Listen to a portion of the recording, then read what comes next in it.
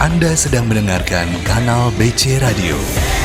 Bea Cukai makin baik. Kanal BC Radio, Custom News and Entertainment Station. Halo sahabat BC.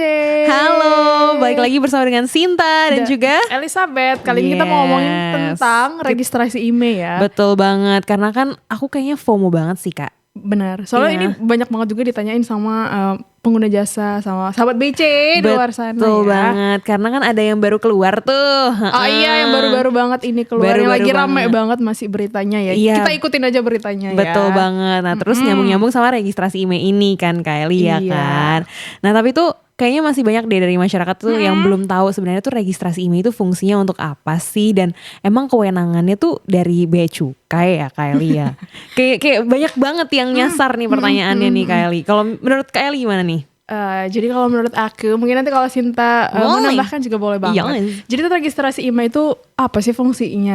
Registrasi IMEI itu diperlukan untuk perangkat telekomunikasi, agar perangkat telekomunikasi seperti handphone, komputer genggam, tablet itu bisa menggunakan jaringan seluler Indonesia atau bisa menggunakan SIM card di Indonesia. Oke. Kewenangan siapa sih? Sebenarnya aturan dari IMEI ini sendiri milik dari Kemenkominfo. Kemenkominfo yang namanya sekarang jadi Kemenkomdigi. Iya betul. Kemkomdigi. Iya benar. Jadi tapi bersinergi atau ngajak nih kementerian-kementerian lain untuk saling apa ya istilahnya ya, Bahu-membahu. bersama untuk mengatur tentang IMEI ini. Kenapa sih harus diatur? Karena memang pada saat dulu sebelum ada ketentuan IMEI ini banyak banget HP-HP atau perangkat-perangkat HKT tadi yang istilahnya nggak legal gitu, nggak apa ya, black market, tahu kan istilah black market, yang masuk ke Indonesia tanpa melunasi biaya masuk pajak impornya. Gitu. Jadi ini salah satu sebagai alat pengawasan juga sih sebenarnya untuk IMEI ini, untuk pengendalian tadi. Gitu. Jadi intinya kalau awamnya adalah supaya mencegah handphone black market yang belum ada apa namanya kewajibannya terbayarkan gitu ya masuk ke Indonesia. Betul, karena kan di Indonesia juga sebenarnya kan banyak juga penjual HP lokal ya. Betul-betul. Yang melindungi itu juga gitu. Jangan sampai toko-toko resmi di Indonesia rugi gitu karena orang-orang dari luar bawa tanpa bayar biaya masuk dan pajak impor. Sedangkan toko-toko resmi itu sudah melunasi kewajiban perpajakannya ke negara. Oh iya gitu. Betul. Berarti melindungi industri dalam negeri juga sebenarnya pada akhirnya gitu. Yes. Begitu ternyata. Nah, Kak, ini juga banyak nih yang sebenarnya tuh aku dengar juga ya, teman-temanku juga banyak nanya sebenarnya. Kayak ini tuh handphone yang aku udah beli dari dalam negeri gitu tuh sebenarnya tuh perlu gak sih aku daftarin juga gitu?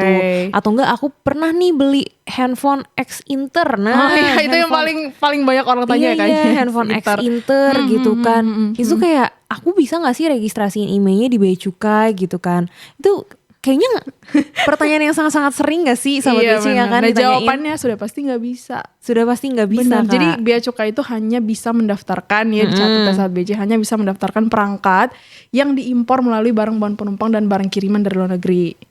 Jadi kalau misalnya nih HP dari luar negeri perusahaan katakanlah perusahaan A yang memang dia importer HP besar itu harusnya sudah pasti IMEI-nya juga sudah terdaftar. Jadi beli resmi. Iya, jadi kalau misalnya beli resmi di toko nih, ya udah pasti sebenarnya IMEI-nya terdaftar. Gak mungkin enggak gitu. Jadi kalau misalnya nggak terdaftar ya udah pasti itu ya tadi barang black market yang nggak resmi masuk ke Indonesia. Jadi sudah pasti Bea Cukai nggak bisa ngedaftarinnya. Jadi kalau misalkan sahabat BC ini udah beli handphone terlanjur, beli handphone yang notabene-nya X Inter gitu. Misalnya ya, beli Kak? dari orang per orangan yang kita nggak tahu asal usulnya, terus ternyata IMEI-nya nggak kedaftar, terus mau coba daftar di Bea Cukai ya nggak bisa. Berarti nggak bisa ya gitu. Makanya ya Kak ya. untuk sahabat BC pastikan memang beli perangkat itu di toko resmi aja.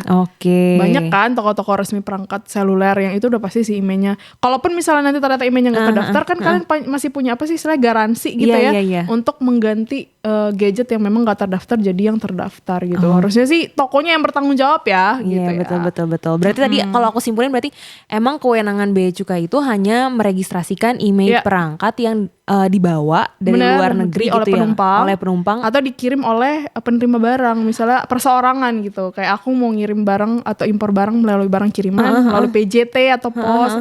Biasanya kita belinya di e-commerce luar negeri gitu ya. Nah itu baru bisa didaftarin lewat Bea Cukai. Tapi ini menarik nih Kylie.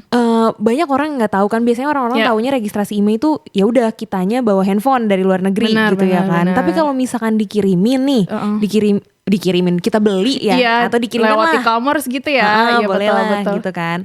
Itu tuh gimana sih prosedurnya Kak? Kayak orang-orang tuh masih banyak nggak tahu nih. Oke, kalau itu tuh yang daftarin PJT atau posnya ke Bea Cukai. Oh gitu. Jadi bukan pemilik barangnya ya, bukan si pembelinya. Jadi PJT atau pos itu memberitahukan ke Bea Cukai bahwa isi barang tersebut adalah handphone. Nanti ketika sudah diberitahukan, biasanya kan handphone tuh di kotaknya udah ada nomor emailnya ya. Makanya pastikan nomor email yang ada di kotak dan yang ada di dalam HP itu sama. Jadi bisa didaftarin langsung sama petugas. Berarti memungkinkan gak sih Kylie kalau misalnya kita awalnya tuh kayak tektokan dulu nih sama mungkin sellernya. Iya benar. Kita tektokan dulu nih. Misalkan aku adalah pembeli nih, aku tektokan sama sellernya. Maksudnya sell. Maksudnya sell. Sorry sahabat BC. Seller gitu aja gak sih? Iya maksudnya seller gitu kan. Aku minta tolong ya, nanti tolong di-declare sesuai dengan jenisnya gitu ya. Adalah handphone, kasih tahu itu handphone. Malah bagus banget kalau misalnya di kotak itu langsung ditulis handphone, terus nomor emailnya langsung tertera juga, itu bagus banget. Mending kayak gitu ya. Terus sama PJT-nya juga kan kita harusnya bisa komunikasi ya sama PJT itu kurir. Ya udah, pemilik barang memang harus rajin komunikasi sama kurir. Pastiin gitu ya barangnya benar gak sih diberitahukan sebagai HP. Karena kalau gak benar diberitahukan sebagai HP terus barangnya rilis, gak sesuai pemberitahuan, gak bisa didaftarin emailnya. Oh gitu. Iya, kita itu punya mekanisme pembetulan hanya jika ada kesalahan input email. Misalnya nomor input email itu ada angka 5 di emailnya, kita inputnya 6, itu bisa dibetulin. Tapi kalau dari awal di state-nya diberitahukan ke Bea Cukai itu bukan HP, tapi misalnya katakanlah apa ya, apa tuh Kak, batu bata misalkan kan sama bener-bener. Tuh casing ya, oke. Beberapa kali ada cash tuh diberitahukan sebagai casing. Apa tuh? Terus ternyata HP isinya. Nah orangnya protes, kok gak didaftarin. Ya gak bisa gitu. Jadi memang harus rajin-rajin untuk komunikasi sama jasa kiriman. Jadi kalau aku simpulkan berarti kalau misalkan kita itu mau registrasi email tapi skemanya barang kiriman, berarti tuh harus kita awalnya itu benar-benar komunikasi sama seller, kemudian komunikasi juga sama ekspedisi. Ya, betul, untuk memastikan barangnya benar diberitahukan sebagai handphone atau telepon seluler atau smartphone. Seperti itu ternyata kalau misalkan untuk skema barang kiriman ya Kak ya. Nah berarti lagi-lagi ya Kak, kalau misalkan aku simpulkan lagi, kalau kewenangannya Bea Cukai ya sama, hanya mendaftarkan saat kedatangan penumpang dan juga barangnya datang ke Indonesia gitu ya Kak ya. Gitu. Nah kalau misalnya kita balik lagi ngobrolin registrasi email barang bawaan penumpang. Itu tuh cara registrasi emailnya tuh gimana sih Kak? Kita dateng terus langsung kasih handphonenya ke petugas aja apa gimana gak sih? Kan soalnya orang-orang kan mikirnya kayak, ini gimana sih? Gue bawa pulang, bawa pulang handphone gitu kan. Terus gimana daftarinnya? Daftarinnya gitu ya? Gimana gitu kan? Jadi di beberapa bandara itu sebenarnya sekarang kan udah resmi diberlakukan yang namanya ECD. Kalau dulu sebelum ada ECD itu untuk penumpang yang datang dari luar negeri mengisi data di form registrasi email namanya, di website Bea Cukai. Jadi kalau sahabat BC datang dari luar negeri nih bisa searching tuh langsung form registrasi email. Itu sebelum ECD diberlakukan ya. Itu sebelum ECD diberlakukan. Jadi isi registrasi email, form registrasi email namanya. Tapi setelah ECD diberlakukan dan sudah banyak bandara yang menggunakan ECD ini yang sudah di tapi ada memang beberapa bandara yang belum ya, kayak Labuan Bajo tuh belum. Tapi mayoritas bandara di Indonesia sudah menggunakan ECD.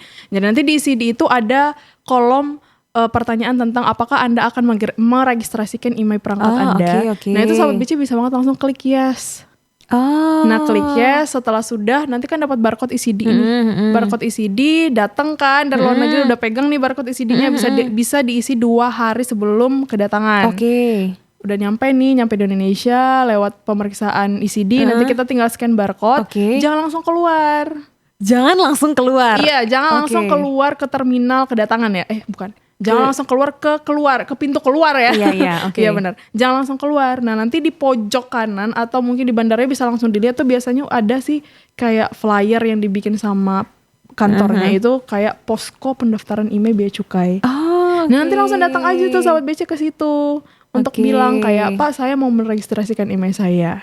Nanti akan dibantu oleh petugas untuk verifikasi perangkat, fisiknya, harganya berapa, terus nanti prosesnya nggak lama, cuman barcode doang yang di-scan, nanti dilihat nilai barangnya tuh di bawah 500 atau di atas 500. Kalau di bawah 500 nanti langsung dapat kayak QR code hijau. Isinya selesai. Nah itu udah beres tuh, email itu udah kedaftar. Kalau misalnya di atas 500 dapat QR code-nya penelitian lebih lanjut, warna merah biasanya. Nah kalau yang ini kalian harus melanjutkan prosesnya ke PDTT namanya.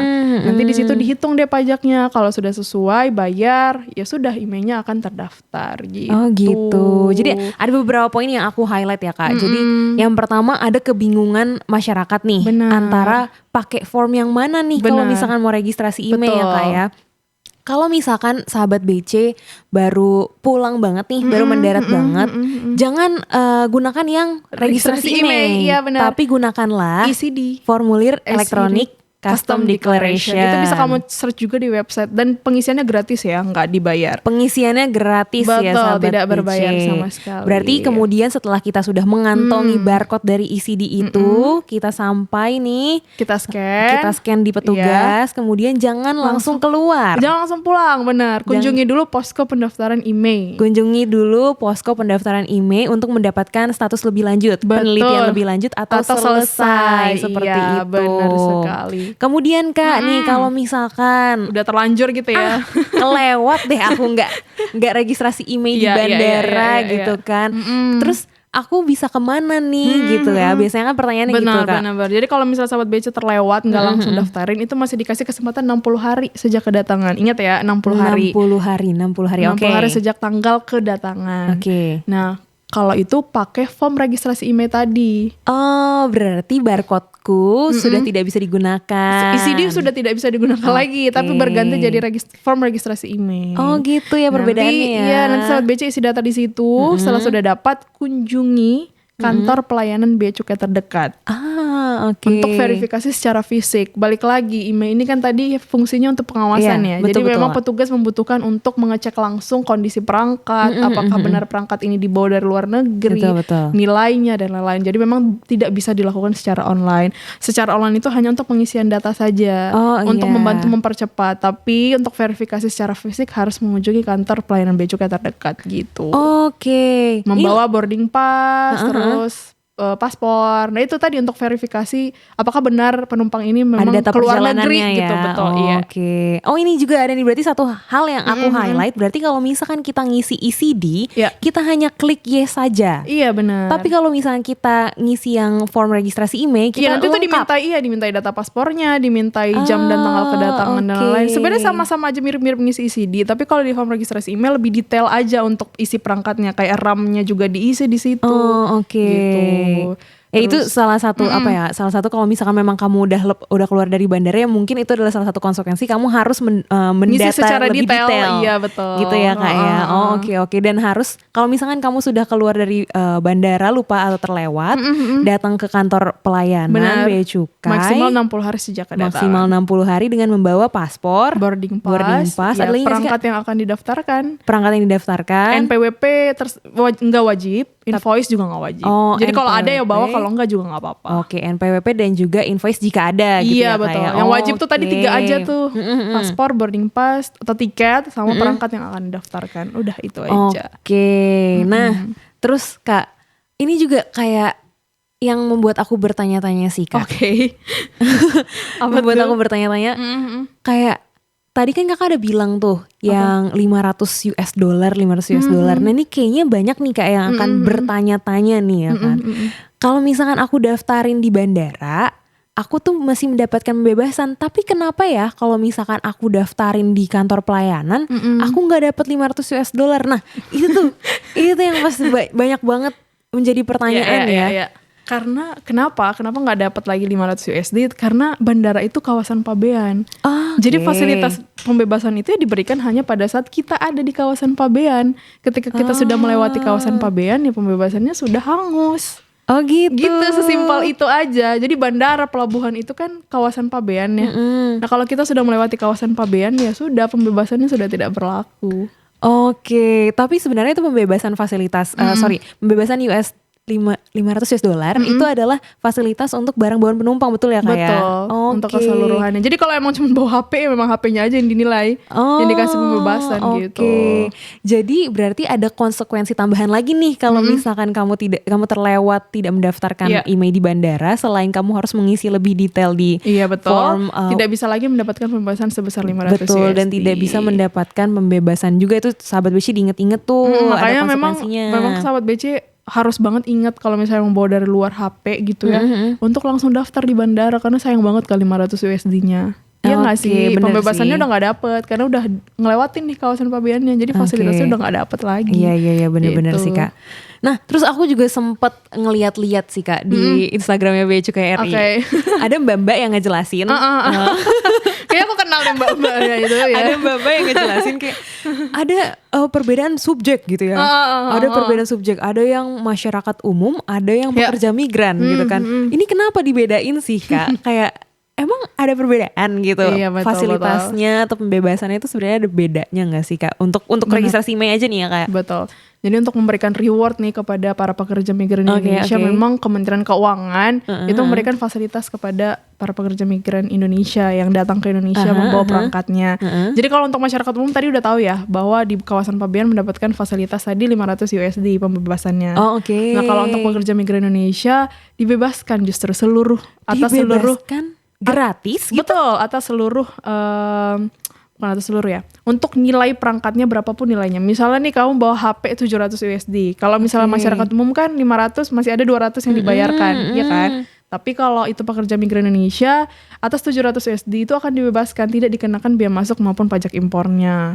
Biasanya reward kayak gini ada ini ya nih, ada persyaratan nih. Ada kewajiban, kan tadi udah dapetin reward nih, dan kita harus punya kewajiban dong. Nah kewajibannya adalah wajib terdaftar di BP2MI, dan harus masih ini ya, statusnya masih terdaftar ya. Jangan yang sudah kadaluarsa kartunya itu nggak boleh ya, sahabat BC ya. Harus masih terdaftar sama Peduli WNI dengan status terverifikasi. Berarti kalau misalkan kamu adalah pekerja migran Indonesia, betul, yang terdaftar melalui BP2MI atau Peduli WNI, kamu mendapatkan fasilitas kalau nggak salah di PMK 141 tahun 2023. Atas pembawaan 2 unit ya, maksimal 2 unit perangkatnya. Per satu kali kedatangan dalam jangka waktu 1 tahun. Jadi kalau misalnya 2 kali pulang nih, ya 1 kalinya udah nggak dapat lagi. Dia cuma dapat 1 kali atas maksimal 2 HP. Importasi maksimal 2 perangkat per kedatangan per orang per tahun. Betul. Jadi kalau misalnya 2 kali pulang, ya nggak bisa dapat. Nggak dapat ya, karena udah by sistem ke record ya Kak ya. Iya benar sekali. Seperti itu ternyata. Nah. Lagi-lagi aku mau bertanya nih Kak, karena kan pekerja migran itu lingkupnya kan sangat luas ya Kak, bener-bener. sangat luas ya. Nih kalau misalkan buat pelaut Kak, nah pelaut tuh sebenarnya ya kita bisa bilang itu pekerja migran juga ya. Kayaknya diatur juga deh di peraturan mana gitu ya, aku lupa.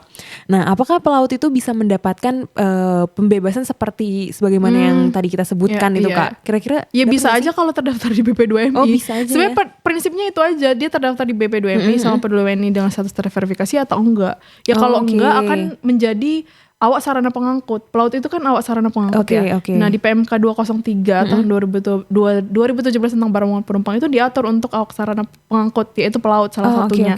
Kalau untuk pelaut itu pembebasannya 50 USD, lebih kecil dibandingkan penumpang biasa. Jadi kalau untuk pelaut bisa dapat pembebasan tapi hanya 50 USD. Nah, silakan daftarkan langsung di pelabuhan pada saat tiba dari luar negeri gitu.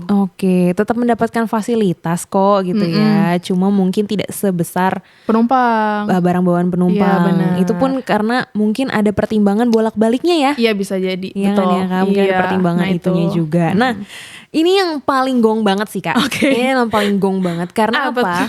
Karena aku sebagai penikmat TikTok dan juga media sosial gitu ya, sering sekali menemukan jasa-jasa unblock email. Ya kan? Ini rame banget ya, pakai foto petugas juga kayaknya ya. Iya, pakai foto petugas. Kadang-kadang dicatut dia tuh mbak-mbak yang suka ngejelasin itu juga dicatut tuh. Betul. Ya kan, videonya kita gitu kan. Nah, jasa unblock email ini sebenarnya legal nggak sih? Karena tuh mereka tuh suka mencatut nama, suka mencatut dokumen kayak gitu-gitu. Itu kan mungkin ini jadi dilema juga ya sama orang-orang yang membeli handphone ex Inter gitu kan, karena salah satu mau caranya nggak mau gitu ya biar bisa ininya HP-nya digunain. Iya, pakai jasa unblock email itu gitu kan. Benar. Tapi sebenarnya apakah itu adalah jasa yang legal atau tidak, Kak? Ya kan tadi udah pada prinsip awalnya ya. Iya. Bea Cukai nggak bisa ngedaftarin perangkat yang dalam negeri. Sambil narik napas gitu. Jadi sudah pasti itu apa? Ilegal. Udah pasti ilegal. Itu pasti sudah tidak resmi dari Bea Cukai. Jadi terdaftar atau enggaknya, misalnya nih kalian udah bayar sejumlah uang, karena banyak banget juga kasus penipuan yang terjadi. Coba untuk pakai jasa unblock email ini, dia sudah transfer, orangnya hilang. Atau dia sudah transfer, emailnya juga gak kedaftar. Dan berkali-kali transfer tetap aja emailnya gak kedaftar. Padahal uang yang dia keluarkan untuk jasa unblock ini lebih besar daripada nilai HP-nya. Sayang banget kan? Oh iya benar juga ya. Iya kan? Iya juga ya. Sayang banget gitu. Jadi mending sebelum nih kalian misalnya tergiur, biasanya kan HP-HP ex Inter ini kan harganya memang relatif murah ya. Jadi daripada kalian ruginya berkali-kali gitu ya. Jadi mending coba dicari tahu dulu gitu. Ini benar gak sih emailnya udah resmi terdaftar? Ini emailnya perangkatnya ini emang resmi di Indonesia atau enggak? Kalau enggak ya mending gak usah beli gitu, daripada ruginya nanti double. Belum lagi ditipu, terus ternyata emang mungkin bisa jadi emailnya udah kedaftar tapi ternyata itu nanti keblok lagi, kita kan nggak tahu ya. Iya kan? Makanya jadi memang jasa unblock ini sekali lagi bisa kita sampaikan itu ilegal. Jadi sahabat BC jangan sampai menggunakan jasa ini. Jangan sampai menggunakan jasa ini. Jadi karena preventifnya ke depan ya Kak ya. Benar. Preventif ke depan lebih baik tidak membeli. Betul. Ya, jadi belilah memang HP yang resmi aja. Daripada nanti ruginya double-double, sakitnya double-double, karena udah banyak banget aduan yang masuk gitu ya. Sayang gitu, uangnya sampai berjuta-juta keluar, padahal HP-nya mungkin katakanlah ratus ribu, tapi yang dikeluarin sampai jutaan gitu. Belum lagi orang yang hilang gak mau tanggung jawab. Aduh itu sakitnya. Berkali-kali lipat ya. Padahal sebenarnya dengan sesimpel mungkin kalian cari tahu dulu itu HP-nya resmi atau emailnya udah terdaftar atau enggak. Bener, gitu bener aja juga sih, Kak. gitu. Gitu ya ternyata ya. Tapi ternyata sekompleks itu ya Kak registrasi email ya. Tapi menurut aku ini simple kok kalau misalkan sahabat BC tuh mau coba untuk memahami ya. Benar. Memahami dulu. Cari tahu dulu gitu ya, benar. Karena ternyata memang banyak ya, maksudnya kanal informasi yang sudah disediakan oleh Bea Cukai gitu kan. Mulai dari kita bikin video. Benar, edukasi. Betul, benar. ada juga artikel. Ya misalnya sahabat BC untuk cari tahu dulu sebelum membeli, sebelum melakukan transaksi, sebelum mengeluarkan uang daripada rugi, mending coba cari tahu dulu gitu. Betul. Atau bisa banget untuk tanya-tanya dulu ke Bea Cukai, itu bisa banget juga. Lewat mana biasanya itu Kylie kalau misalnya nanya-nanya? Bisa banget ke media sosial Bravo Bea Cukai. Bravo Bea Cukai ada ya. Atau call center Bravo Bea Cukai di 15225. Atau mungkin di media sosial Bea Cukai ada Bea Cukai RI juga yang bisa sahabat BC gunakan untuk bertanya. Betul. Gitu. Jangan malu bertanya ya sahabat BC ya. Nanti sesat di jalan. Karena masih banyak tuh kanal-kanal informasi. Salah satunya ini ya, kita juga menjelaskan tentang registrasi email nih buat sahabat BC yang mungkin masih bertanya-tanya. Lagi-lagi nih aku sampaikan lagi. Jadi ada 2 cara untuk meregistrasikan email handphone kamu ya sahabat BC ya. Yang pertama, kamu bisa lakukan registrasi email saat kedatangan di bandara menggunakan formulir ECD. Atau kalau misalkan sudah terlewat ya sahabat BC, jangan sampai lebih dari 60 hari, kamu bisa gunakan formulir registrasi di www.beacukai.go.id/registrasi strip email. Nah, gitu ya sahabat BC ya. Jadi jangan salah-salah lagi, dengerin lagi, diulang-ulang lagi, atau coba cek di Instagram kita Bea Cukai RI. Media sosial Twitter juga ada, Facebook juga ada, dan juga TikTok. Nanti kita balik lagi di topik-topik yang lebih menarik. Betul banget Kylie. Terima kasih banyak sahabat BC. Sampai jumpa lagi. Bye-bye. Kanal BC Radio. Komitmen kami jadikan Bea Cukai makin baik.